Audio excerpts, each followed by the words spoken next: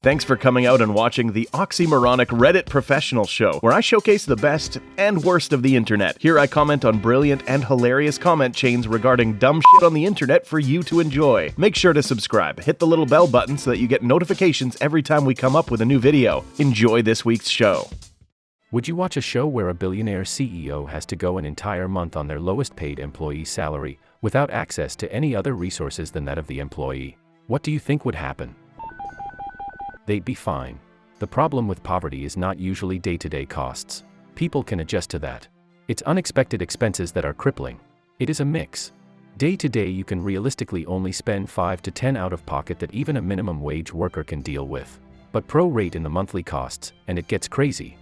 In my area, a one-bedroom in a bad area is still $1,200 per month, or about $40 a day. Transit for most people will be at least $5, and that is cost of mass transit to and from work, more if you drive, car, insurance, upkeep, gas.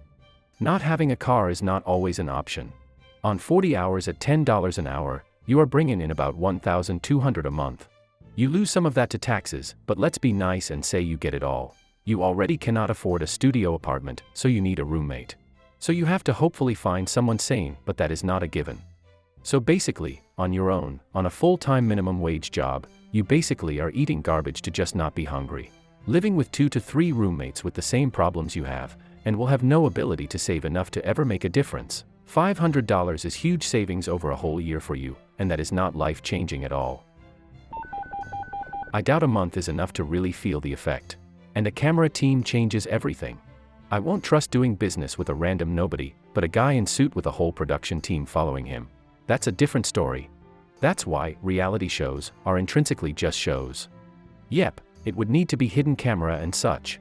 Nearly every hidden camera show, probably at least 80 to 90% of them, are not really hidden camera either. You really think the production team can find such good hiding places, with the right camera angles and lighting, and sometimes even moving cameras, for a dozen and cameras that the people being filmed don't notice them? All of those shows are bullshit. They are ultimately entertainment, and any purported truth is twisted to fit that purpose. It would be better if they had to live with their lowest salaried employee for a month or two, in their house, dinner with the family, travel to and from work together, same lunch, kids with homework, the works. Building that relation would do much more for this problem than just experiencing below your normal standard of living before returning to it. You're more likely to feel empathy for a family you know, and much less likely to forget them. Anything else would just be another show about wealthy people having a fun adventure to talk about at cocktail parties. There was this similar themed show in Hong Kong and mainland China years ago. They swapped billionaire with bottom feeders, let the rich do the basic job, on the lowest salary, to see how far the rich could go by purely their own effort. Nearly all of the billionaire admitted that they could not make anywhere, regardless of how hard they worked. Even working without sleeping and resting could not give you any accumulation to help climb up to the higher level of the society. There was only despair, an admission that the divide between the poor and the rich is already a deep valley, and mere personal effort makes little sense. It stirred big debate among the society back then, and I think that was part of the reasons the show got cancelled. There was also another show in China, swapping senior political figures with community-level council workers, to see how good they could do in each other's posts. The mayors were flooded by the angry mobs who kept asking for more and more benefits that were impossible to fulfill. By the end had to admit the amount of work at basic community level was too much to archive anywhere. The show also got cancelled quite soon after a few episodes. 3 months minimum and I'd watch it. With problem scenarios thrown in. Broken down car tube strike, dodgy boiler, sick child. The wheels would come off pretty quickly. Don't forget the pay rent or buy food dilemma scenario. Solved that 1 year ago. Just buy ramen noodles and eat 2 packs of that every day until you're caught back up on rent. Don't forget to chuck in a handful of frozen/tin veg, an egg, and a bit of soy sauce to convince yourself that it's a proper meal. And triple the cost. PFF, no. It's about efficiency. At least add the egg. Eggs are cheap AF. You can get a dozen for like $1.25, which comes out to about 10 cents each. That's literally doubling the cost of the meal. It's also the only part of the meal keeping you alive, so if anything, skip the ramen and down the egg. Nah, you need the calories to keep you moving and the excessive sodium to replenish all the salt lost through your nightly tears as you wonder how long you can keep going like this. It's more than just the money. It's the lack of security these people endure. Not knowing if you'll lose your job tomorrow and having no savings. Being kicked out of your home. An unexpected bill you can't afford, which may lead to increasing debt. Putting these rich people in a poor lifestyle for a month isn't enough. Even if they lost their money and homes, they'll have such a huge network that they'll be back on their feet in the time it takes for us peons to earn enough to eat for a week. They can never truly understand what it's like to be poor or ever face that reality again. So what would happen? It'd be a completely self-serving advert about how, now I realize that we need to do more for our employees. The workers get a small vanity bonus, probably give an immigrant worker with limited English a car, pat themselves on the back. Then 2 weeks later, we've all forgotten about the show and they'll go back to their old ways. If you haven't seen it, I'd recommend The Act of Killing. It's a documentary following an elderly man who was once a member of a government-sanctioned anti-communist death squad in Indonesia. Now, the commies are defeated, he's celebrated in his own country. There's a scene where they had him do a mock-up of a torture/execution method he had used. He asked production to hold because he found it traumatic. In a very raw moment, he asks the question, "Is this what my victims were feeling in their last moments?" The producer responds, "No, what your victims were feeling was much worse, because you were able to ask us to stop, and they knew there was no escape." You can see in a couple of seconds it changes the guy's whole worldview. I would imagine a billionaire who has been rich for most or all of their adult life, equally, would have trouble conceiving of the dread of inescapable poverty. You forgot the depressing part where he is the only one to have any sort of realization like that. The other guys had no such realization, or maybe they had one years ago and didn't care. People find ways to justify their actions. It's a defense mechanism of sorts that protects them from reality. I imagine that's the only way torturers live with themselves. They're doing the right thing in their own twisted worldview. I think many people would be surprised how much this can occur too. Like Nazi Germany, they fully believed they were helping their country and doing the right thing. A lot of herd mentality and propaganda and gradually acclimatizing the masses to more and more extreme positions as well. Humans are extremely durable at times, and at other times extremely fragile and fallible, mentally. It's easy for some to take advantage of that. Lots of rich people voluntarily go on vacation to third world countries. The catch is, they know they have a way out and an end date. I'd be interested to watch a show where the CEO had to personally be financially responsible for the welfare of 50% of their lowest paid employees for 10 years, and their net growth percentage equaled their bonus every year, with a big bonus if both the company and the employees were profitable at the end. Weird thing is they would be profitable. What I linked is about a millionaire in Orlando. Here is a quick part of it.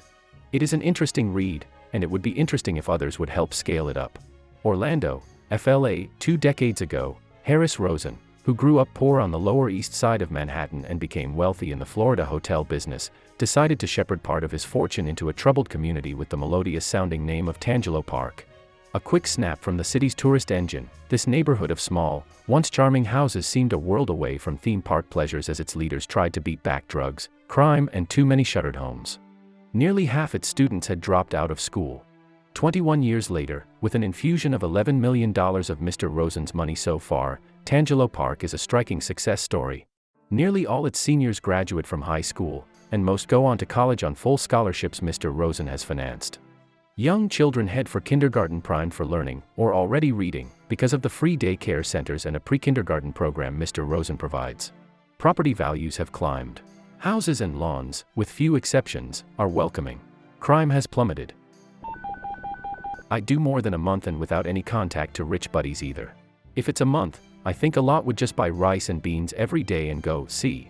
It's super easy to be poor. You just need to make economical choices. I've proven myself right. Longer than that and they'll really have to get used to how their lowest paid employees live. Would they learn a lesson? Maybe. Likely not. They still have a mansion to come back home to.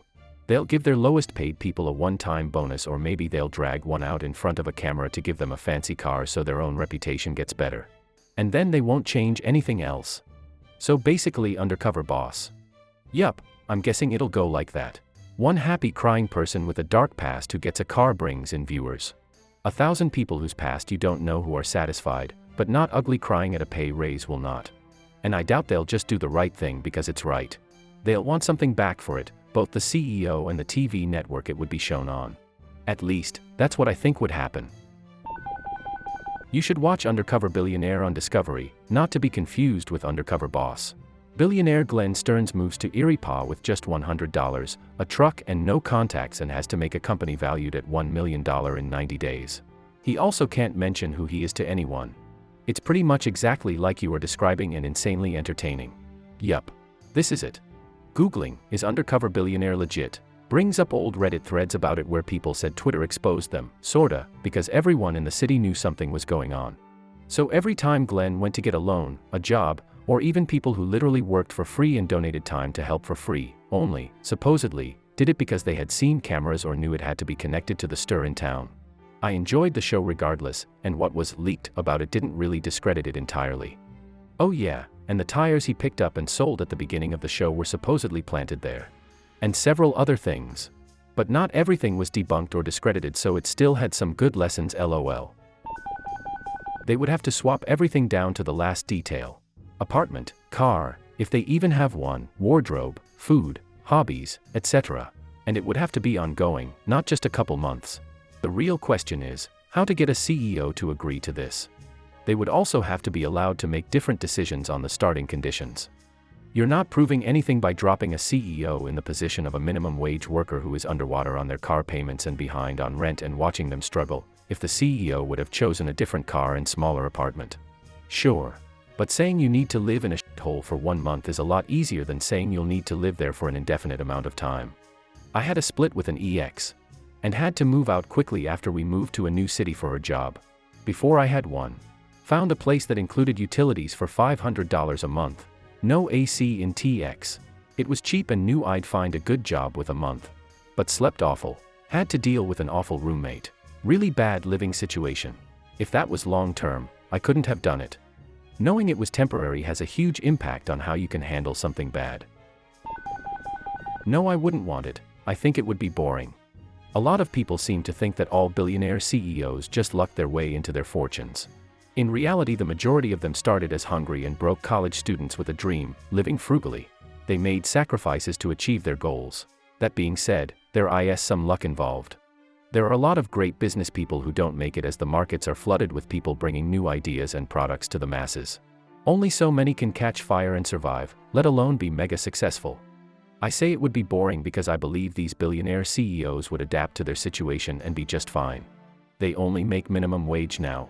Well, they would live a minimum wage lifestyle and likely do it better than most people, living cheap and saving money to get themselves out of the situation, as that kind of attitude and determination is what got a large portion of them into their current situation as it is. Of course, some people were born into money, and you could say that a large portion of the world's wealthy are so due to their family money, but when it comes to starting and building a company and becoming a billionaire as CEO, it's simply not the case in the majority. They wouldn't have any trouble. Most of them are self-made and most have a large number of financial skills that 99% of people don't. They'd micro their finances and come out better off than most people. You think someone like Jeff Bezos, or Bill Gates, or Elon Musk couldn't handle it? Or what about Warren Buffett? The dude is already living a modest life. A lot of dumb in the comments seem to fail to realize that a lot of these billionaires were already in a super shitty position before, and pulled themselves out of it. These people run massive corporations and charities, and you seriously think that living your life for a few months would be a challenge? That's some cringe. If you enjoyed this week's effective way to waste time, hit that like button and subscribe for more content like this. If you are enjoying the series, leave me a comment below. A special shout out to the content creators. You frickin' rock.